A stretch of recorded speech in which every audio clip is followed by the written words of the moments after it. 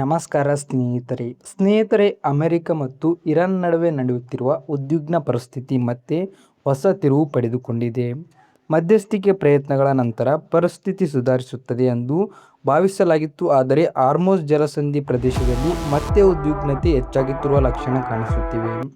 ಇತ್ತೀಚೆಗೆ ಇರಾನ್ ಹಾರ್ಮುಜ್ ಮಾರ್ಗವನ್ನು ತೆರೆಯುವ ಸೂಚನೆ ನೀಡಿದರೂ ಕೆಲವೇ ಗಂಟೆಗಳಲ್ಲಿ ತನ್ನ ನಿಲುವನ್ನು ಬದಲಿಸಿದೆ.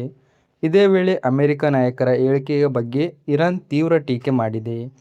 ಇದರ ಮಧ್ಯೆ ಮತ್ತೊಂದು ಮಹತ್ವದ ಬೆಳವಣಿಗೆ ಏನೆಂದರೆ ರಷ್ಯಾದ ತೈಲದ ಮೇಲಿನ ನಿರ್ಬಂಧಗಳ ವಿಷಯದಲ್ಲಿ ಅಮೆರಿಕ ತನ್ನ ನಿಲುವಿನಲ್ಲಿ ಬದಲಾವಣೆ ತಂದಿದೆ.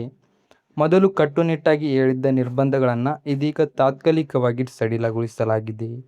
ಅಂದರೆ ಮುಂದಿನ 1 ತಿಂಗಳವರೆಗೆ ಹಲವು ದೇಶಗಳು ರಷ್ಯಾದ ತೈಲವನ್ನು ಖರೀದಿ ಮಾಡಬಹುದು. ಹಾಗಾದರೆ ಈ ಬದಲಾವಣೆ ಯಾಕೆ?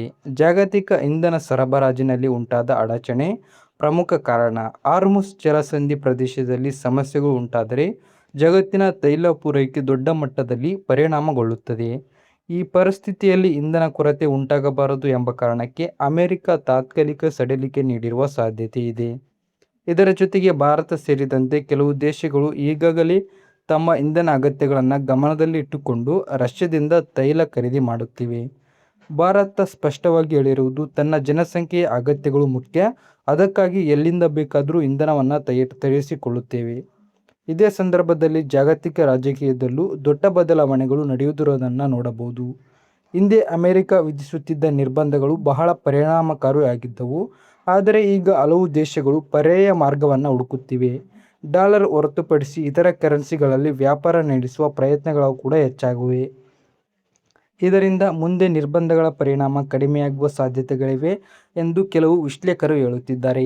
ಇನ್ನು ಹಾರ್ಮುಜ್ ಜಲಸಂಧಿ ಬಗ್ಗೆ ಮಾತನಾಡೋದಾದರೆ ಇದು ಜಗತ್ತಿನ ಅತ್ಯಂತ ಪ್ರಮುಖ ತೈಲ ಸಾಗಾಟ ಮಾರ್ಗಗಳಲ್ಲಿ ಒಂದಾಗಿದೆ. ಪ್ರತಿದಿನ ಲಕ್ಷಾಂತರ ಬ್ಯಾರೆಲ್ ತೈಲ ಈ ಮಾರ್ಗದ ಮೂಲಕ ಸಾಗಾಟವಾಗುತ್ತದೆ. ಈ ಮಾರ್ಗದಲ್ಲಿ ಅಡಚಣೆ ಉಂಟಾದರೆ ಜಗತ್ತಿನ ಇಂಧನ ಬೆಲೆಗಳ ಮೇಲೆ ತಕ್ಷಣ ಪರಿಣಾಮ ಬೀರುತ್ತದೆ. ಇದೀಗ ಅಲ್ಲಿ ಉಂಟಾಗಿರುವ ಉದ್ವಿಗ್ನತೆ ತೈಲ ಬೆಲೆಗಳಲ್ಲಿ ಅಸ್ಥಿರತೆಯನ್ನು ತಂದಿದೆ. ಒಟ್ಟಿನಲ್ಲಿ ನೋಡಿದರೆ ಇಂಧನ, ರಾಜಕೀಯ ಮತ್ತು ಆರ್ಥಿಕತೆ ಈ ಮೂರು ಕೂಡ ಪರಸ್ಪರವಾಗಿ ಗಾಢವಾಗಿ ಸಂಪರ್ಕ ಹೊಂದಿವೆ. ಒಂದು ಭಾಗದಲ್ಲಿ ಉಂಟಾಗುವ ಬದಲಾವಣೆ ಜಗತ್ತಿನ ಬೇರೆ ಭಾಗಗಳ ಮೇಲೆ ಪರಿಣಾಮ ಬೀರುತ್ತದೆ. ಮುಂದಿನ ದಿನಗಳಲ್ಲಿ ಈ ಪರಿಸ್ಥಿತಿ ಹೇಗೆ ರೂಪುಗೊಳ್ಳುತ್ತದೆ ಅನ್ನೋದನ್ನು ಗಮನದಲ್ಲಿ ನೋಡಬೇಕಾಗಿದೆ. ಇಷ್ಟೇ ಇಂದಿನ ಮಾಹಿತಿ. ಮುಂದಿನ ವಿಡಿಯೋದಲ್ಲಿ ಮತ್ತಷ್ಟು ಮಾಹಿತಿಗಳೊಂದಿಗೆ ಭೇಟಿಯಾಗೋಣ. ವಿಡಿಯೋ ಇಷ್ಟರ ಲೈಕ್ ಮಾಡಿ, ನಮ್ಮ ಚಾನೆಲ್ ಸಬ್ಸ್ಕ್ರೈಬ್ ಮಾಡಿ.